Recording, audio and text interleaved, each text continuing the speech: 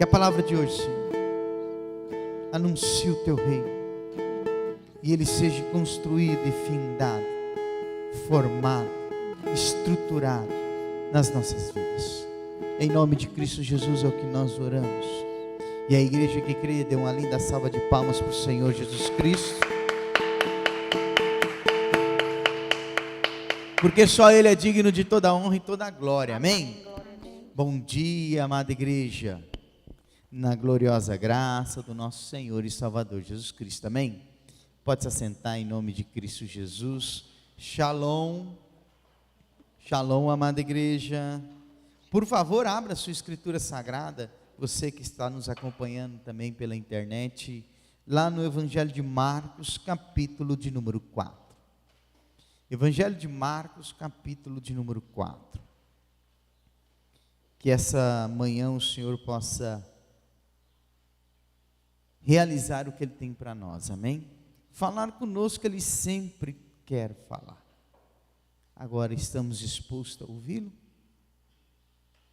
Estamos dispostos a aceitar o que Ele tem para nós? Estamos dispostos a obedecer?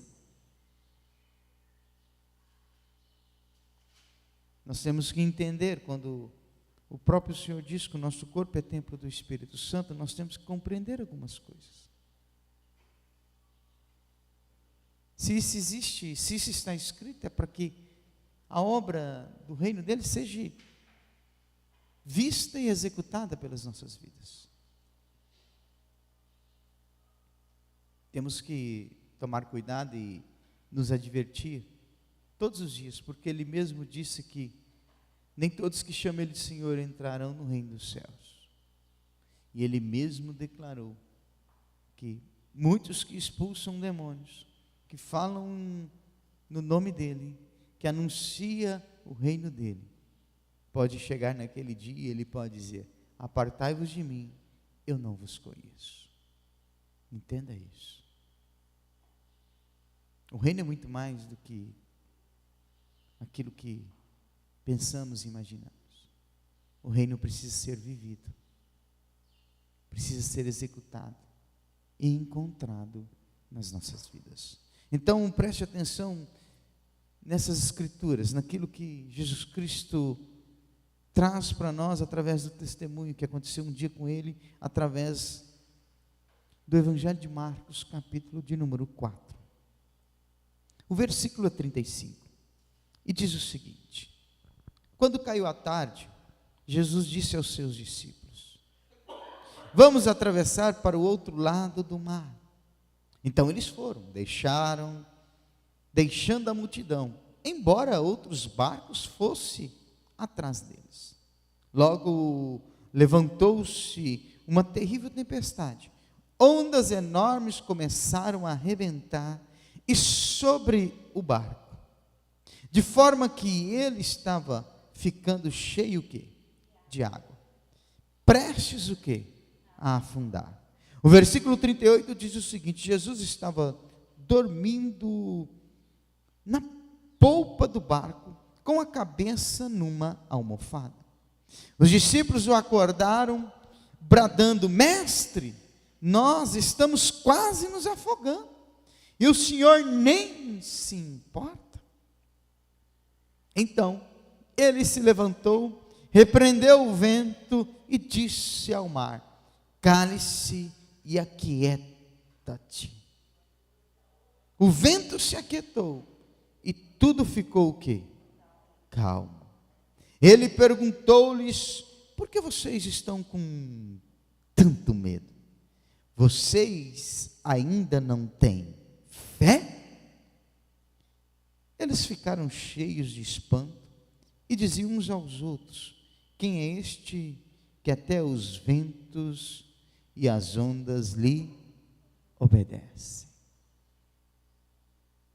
Que a palavra do Senhor nesta manhã fale conosco, em nome de Jesus Cristo, e pelo Espírito Santo, consolador daqueles que creem e o recebem como tal. Amém? Que Deus seja glorificado nessa manhã nas nossas vidas. Deixa eu falar algo para nós. A Escritura Sagrada diz que Jesus dá uma ordem aos discípulos. Ele disse para os discípulos: olha, vamos atravessar para o outro lado. E assim fez. Eles abandonam, eles deixam a multidão de um lado da margem do mar e atravessam para o outro lado. As Escrituras Sagradas diz que quando eles começaram a atravessar, uma tempestade tomou conta da travessia deles. Nós temos que entender algumas coisas nessa passagem bíblica, para as nossas vidas na caminhada com Cristo Jesus. Porque aqui eles estavam recebendo uma ordem ou uma palavra de Jesus Cristo. Aqui eles estavam obedecendo o que Jesus Cristo pediu para eles realizarem. Uma simples o quê? A travessia. De um lado para o outro. E o interessante é que dentro desse barco estavam pessoas que tiveram a vida toda como o quê? Pescadores. Então eles tinham compreensão da navegação. Com certeza, em uma das pescarias deles, eles enfrentaram alguma adversidade, com certeza eles enfrentaram alguma tempestade. E no momento que a tempestade começou a alcançá-los, a agitar a navegação, a bater no barco, a fazer com que as ondas daquele vento que vinha agitava aquela água, batesse no barco e começasse a sobrepor o barco. Cada onda que vinha enchia um pouco o barco. A própria palavra diz que era uma terrível tempestade. A própria palavra diz que aquelas ondas rebentavam o barco, sobre o barco. A própria palavra diz que ficavam cheios de águas e estava prestes a afundar aquela embarcação. Temos que entender isso. Nós temos que amadurecer e entender que toda obediência, ou toda palavra obedecida, vinda da parte de Jesus Cristo, pode trazer adversidade. E essa adversidade pode ser o questionamento por obedecê-la. E essa adversidade pode ser alguma situação que te incomoda a surgir. E essa adversidade pode ser algum problema que sobrepõe, que vem, que brota, que anuncia sobre a vida de qualquer um que crê. Entenda isso. Essas pessoas eram dadas na travessia. Ali tinha pessoas que tinham experiência na embarcação, em atravessar o mar. Eram pescadores. Pedro, João, Tiago, André. Eles conheciam o que era navegar. Mas naquele dia, o próprio Jesus Cristo disse que o medo tomou conta deles. E a palavra deixa muito claro que os discípulos perguntaram para ele, acordando ele: o senhor não está percebendo que estamos afogando? Vamos morrer, vamos afundar nesse lugar. A nossa vida está em risco. Vamos perder tudo. A embarcação e de repente até a nossa vida. O Senhor não vai nos ajudar? E o interessante é que Jesus Cristo estava o quê, igreja? Dormindo.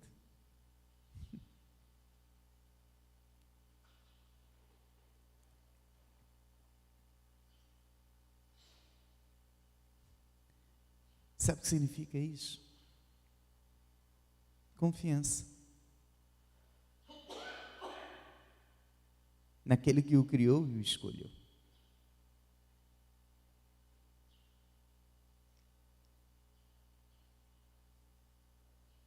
Aqui para mim é muito claro. Jesus não tinha dificuldade com a morte, porque ele sabia que não morreria. Ele sabia de uma vida eterna. Ele vivia as promessas do Pai. E porque ele confiava no Pai, ele queria agradar o Pai. Enquanto que aqueles que estavam com ele, porque a palavra aqui deixa muito claro, os discípulos estavam com quem? Com Jesus. Jesus se fazia presente naquela situação. Jesus se fazia presente naquela condição.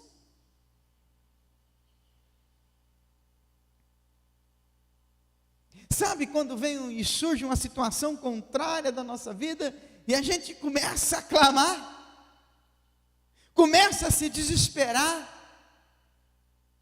começa a gritar com Jesus: o Senhor não está me escutando, porque tapaste os ouvidos.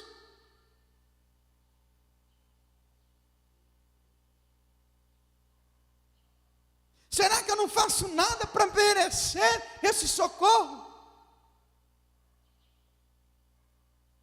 Lembra, Senhor, quando o Senhor me resgatou? Lembra, Senhor, quando eu abandonei aquele pecado? Lembra, Senhor, estou na tua casa todos os dias, medito na tua palavra. Lembra dos meus jejuns? Sabe o que é isso? Medo, desespero. A angústia tomou conta, a alma se afligiu e a confiança foi embora.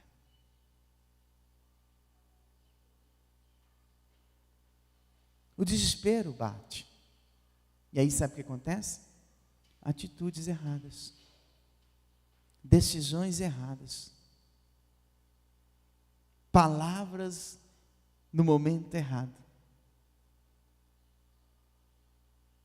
E muitas vezes é bom calar. E quando o medo toma conta, essas são ações nossas.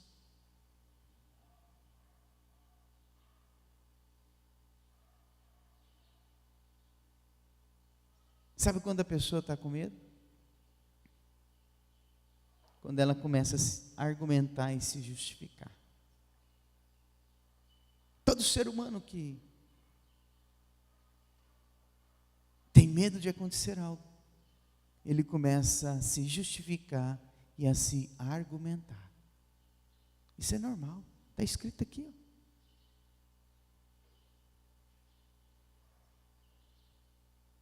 O senhor não está percebendo que a gente vai se afogar? Será que o senhor não se importa conosco? O senhor não está percebendo que a situação está me destruindo? E o senhor não vai fazer nada por mim?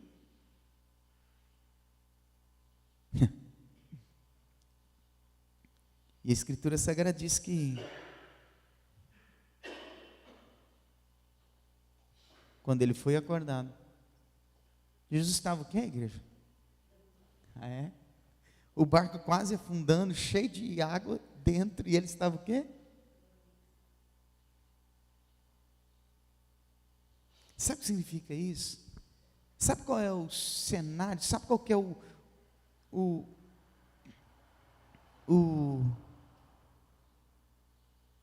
quadro que eu vejo? Como se estivesse passando aqui, ó, na frente dos meus olhos.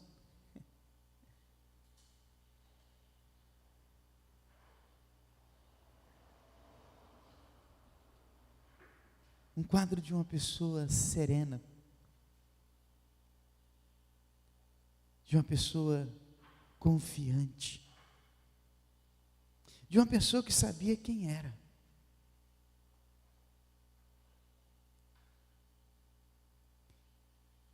De que conhecia o Pai. E tinha compreensões a respeito da palavra. Nele não existia dúvida.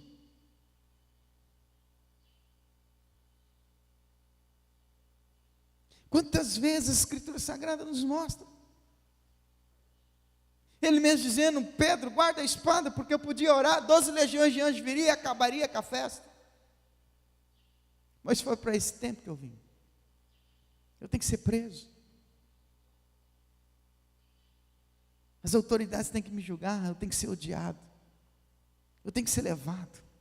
Eu tenho que ser trocado por um assassino, por um ladrão. As pessoas têm que me desprezar, me mandarem para uma cruz. Eu tenho que ser crucificado, eu tenho que ser morto. Eu tenho que experimentar o Hades, o inferno, porque só assim eu vou pegar a chave do inferno e da morte. Mas ao terceiro dia, eu ressuscitarei. O meu corpo não ficará em decomposição. Os meus ossos não se quebrarão. Vocês não me encontrarão em sepulcros.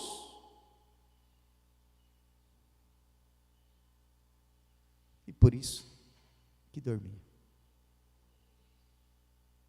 Porque sabia que tinha que enxergar a outra margem.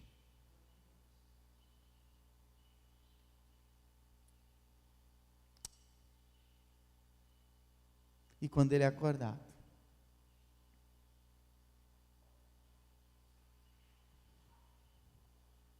as atitudes mostram para os seus discípulos que ele se preocupava assim com eles. Mestre, estamos afogando. O Senhor não se importa?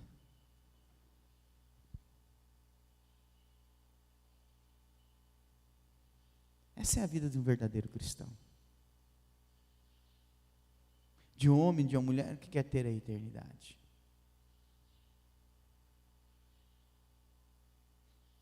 Atitudes que mostram quem ele é e a quem ele pertence e para onde ele vai.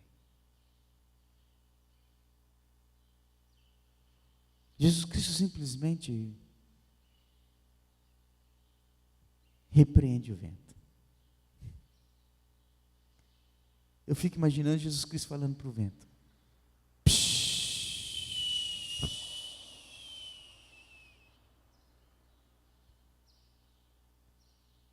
aquieta-te. Para, vento. Para. Chega.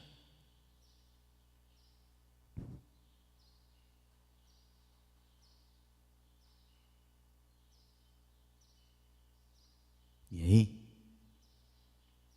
sabe o que aconteceu?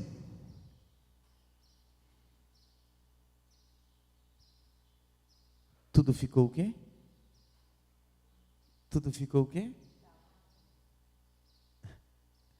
Tudo ficou o quê?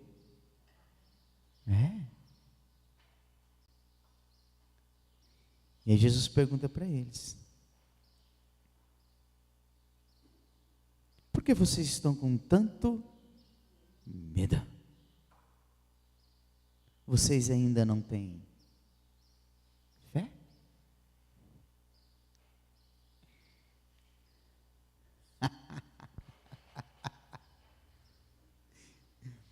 Ai, ai, ai. Tem pessoas assim, e muitas vezes a gente se apega a isso, andando com Jesus e desesperados, andando com Jesus, mas uma vida cheia de medo. andando com Jesus e tendo atitudes erradas, andando com Jesus e questionando Ele, andando com Jesus e colocando Ele à prova, andando com Jesus e dizendo para Ele, questionando, interrogando Ele, dizendo: o Senhor não se preocupa comigo, o Senhor não faz nada por mim, olha a minha situação, olha o meu estado, olha o que eu estou vivendo, olha o que eu estou passando, olha o que eu estou enfrentando. E Ele diz: cadê a tua fé? Eu estar contigo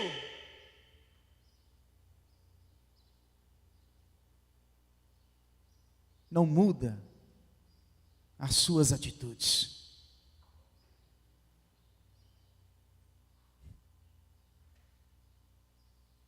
E a Escritura Sagrada prova isso o tempo todo. Os discípulos estavam com ele, só tinham atitudes erradas.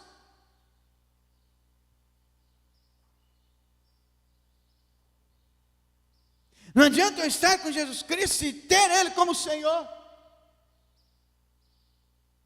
Eu posso continuar a minha vida errando, eu posso continuar a minha vida tendo atitudes tristes, que só me ferem, que só me prejudica, que só me machuca, e que cada dia vai abrindo cada vez mais feridas e mais feridas.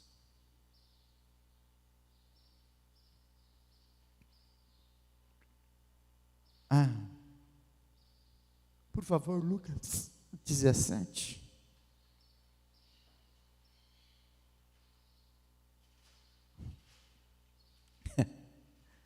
Vocês ainda não têm fé? Vocês ainda não têm fé?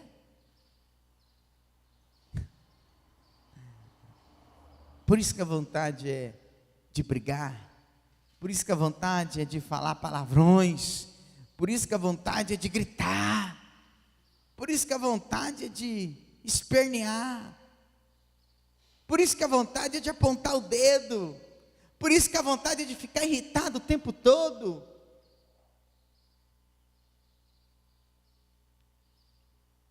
O Senhor não se preocupa comigo?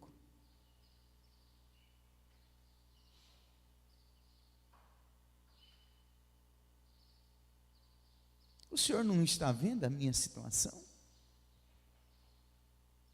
Aí os discípulos, lá no versículo de número 5, lá em Lucas 17, diz o seguinte: um dia os apóstolos disseram ao Senhor: aumenta a nossa fé. Jesus respondeu: se vocês tivessem a fé do tamanho de um grão o quê? De mostarda. Se vocês tivessem a fé da minúscula semente de hortaliças.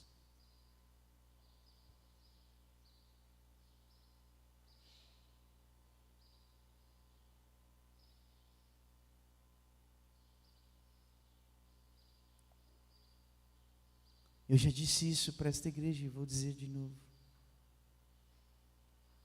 A fé não precisa ter tamanho, a fé precisa existir. Esse é o nosso problema. A certeza daquilo que eu espero, mesmo meus olhos não vendo, não existe em mim. Não está intrínseco no meu coração, não está entronizado na minha mente. Aquilo que eu espero, mesmo meus olhos não vendo, não me alimenta, não me dirige, não condiciona as minhas atitudes e as minhas decisões, não lapida as minhas palavras.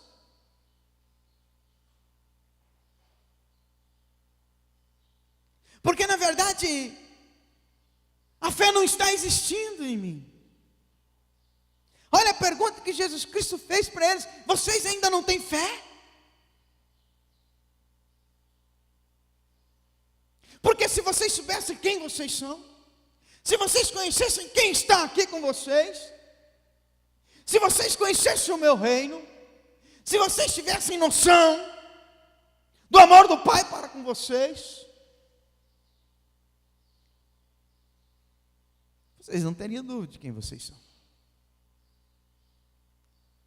E a quem vocês pertencem.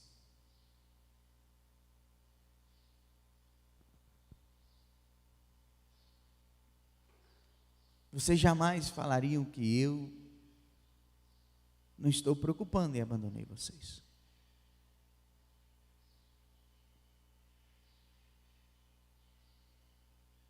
A falta da existência da fé nos faz trocar os pés pelas mãos.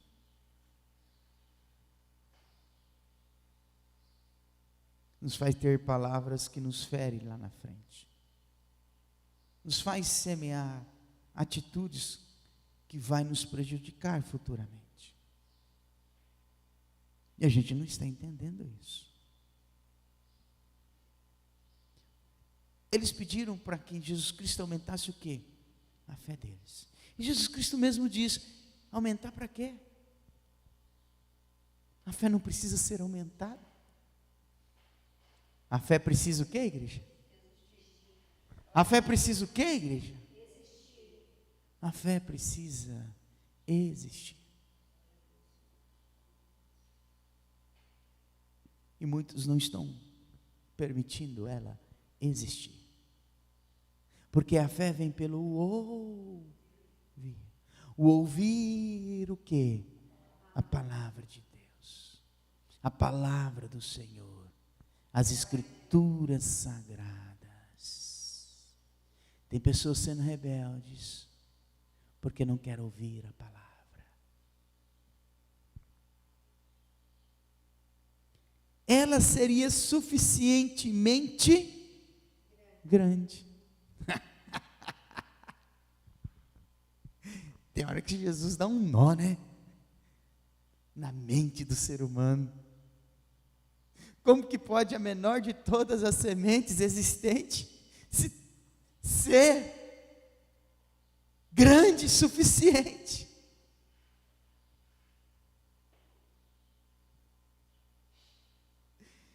Se vocês tivessem a fé do tamanho de um grão, o quê?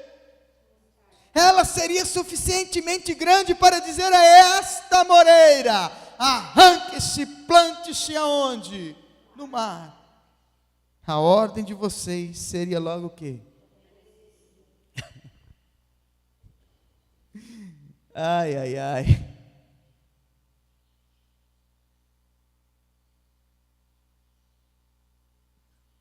Glória a Deus por isso.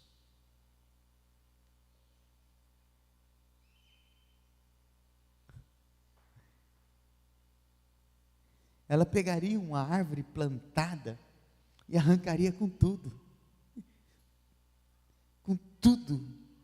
Inclusive a estrutura que o quê? Que fundamenta, que firma, que faz a amoreira dar o quê? Fruto. Que faz ela ficar o quê? Em pé. Que faz ela ficar o quê? Firme. Que não permite ela ser o quê? Derrubada.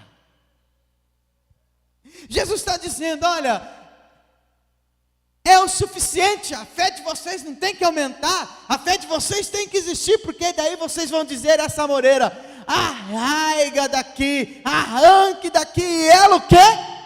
Com raiz e tudo seria o quê? Arrancada. Lembra a história do Gadareno? Lá em Marcos capítulo 5, lembra a história do Gadareno? Possuído por uma legião, e justamente depois que eles venceram a tempestade, eles chegam na região de Gadara.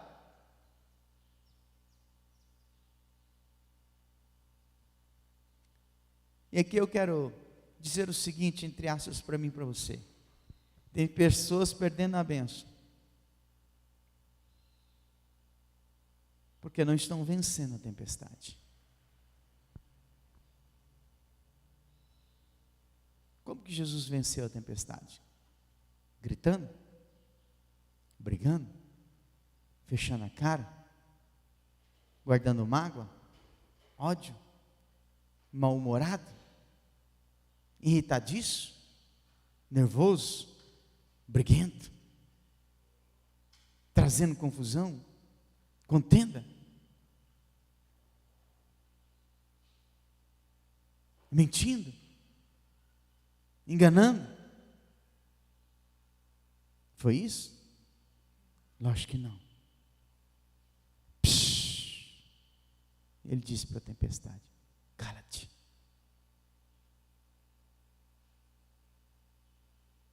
Aquieta-te, vento.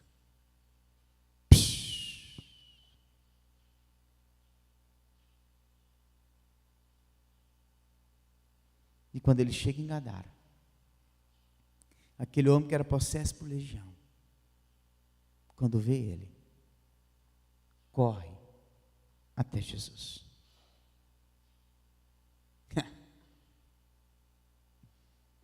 Ai, ai, ai.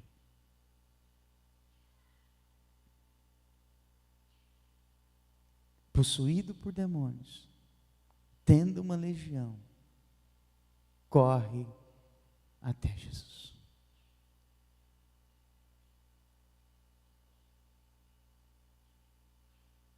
Foi ele que foi lá? Foi os demônios que pediram e imploraram para Jesus Cristo: não nos deixa sair dessa região.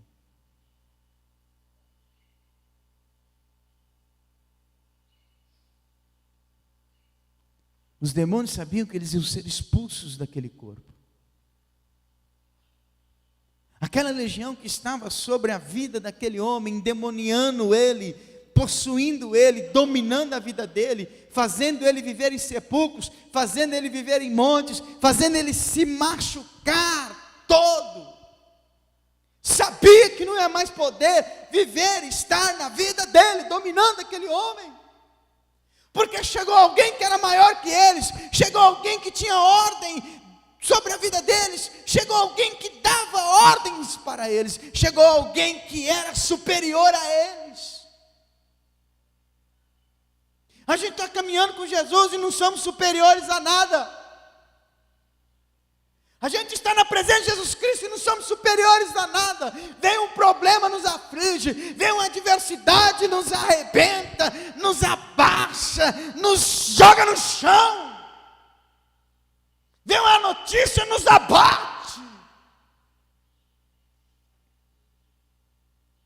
Queremos desistir, queremos abandonar, queremos largar, pedimos até a morte.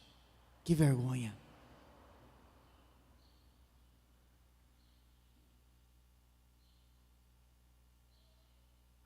E Jesus Cristo fez o mesmo como fez com a tempestade. Sai dele.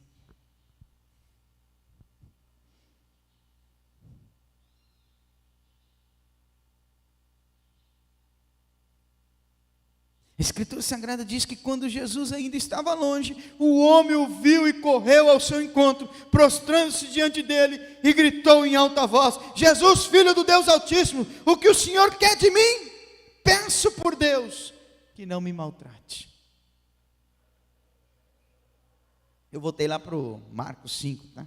Estou lá no versículo 6 e 7. Pois Jesus havia falado ao demônio que estava no homem, dizendo: saia deste homem, espírito imundo.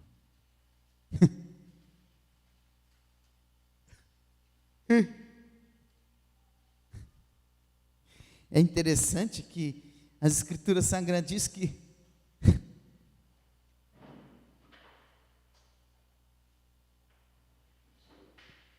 peço por Deus que não me maltrate.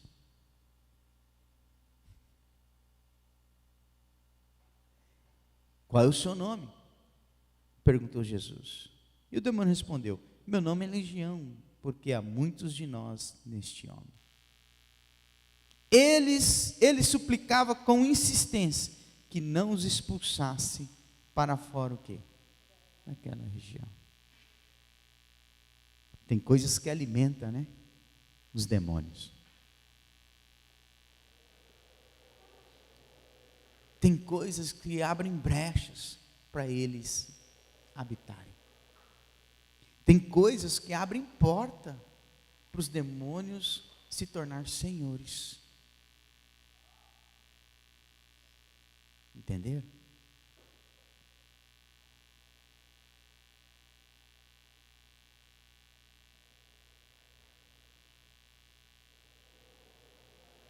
Ah, igreja.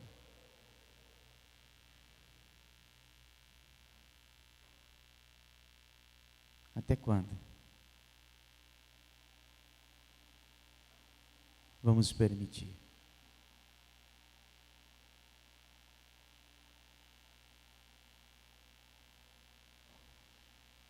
Aquela região tinha atitudes que faziam aquela legião querer continuar habitando lá. Tem situações que não saem da nossa vida porque permitimos habitar, existir ainda. Sabe aquele assunto que sempre vem? É porque não foi curado. Entendeu? Sabe aquela adversidade que sempre aparece? É porque ainda não houve cura. Sabe aquelas palavrinhas que não gosta de ouvir? É porque não houve cura ainda. É quando elas surgem, quando elas aparecem na nossa vida, a gente faz bagunça. A gente se perde. A fé vai embora. A razão toma conta. O medo aparece e nos domina. E aí, o nosso coração se torna julgador e questionador, argumentador.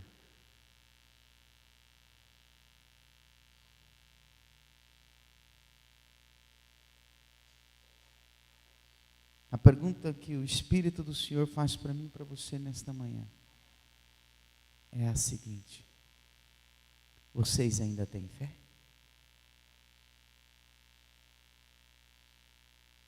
Se tem, chega de atitudes, de palavras que mostram e demonstram que não tem. Não é o tamanho, é a existência. Se existe, é suficiente para desarraigar tudo que atrapalha. Foi ou não foi suficiente para desarraigar tudo que oprimia e aprisionava aquele homem? Sim ou não? E não era um demônio, era uma legião. As pessoas amarravam ele para ele parar de se cortar, para ele parar de se prejudicar. A Escritura Sagrada diz que ele quebrava as correntes.